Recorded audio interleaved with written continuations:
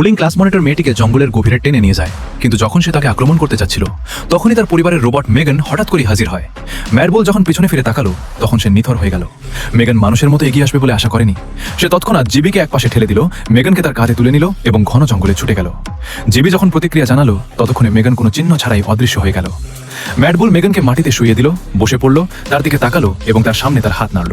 সে প্রতিক্রিয়া জানাতে পারার আগেই সে উত্তেজিতভাবে মেগানের মুখ খোঁচা দিতে লাগলো এবং তার বাহু দিয়ে নাড়াচাড়া করতে লাগলো।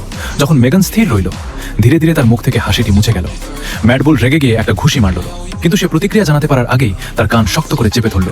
সে মুক্ত হওয়ার চেষ্টা করলো, কিন্তু যত শক্ত করে ধরল ততই তার কান হলো, ততই তার কানের লতি ছিঁড়ে গেল এবং অসহ্য যন্ত্রণা তাকে চিৎকার করতে বাধ্য করল।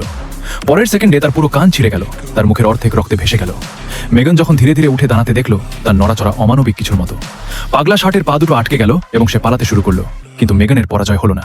সে গর্জন করে তাড়া করতে লাগলো, তার গতি ধীর ছিল।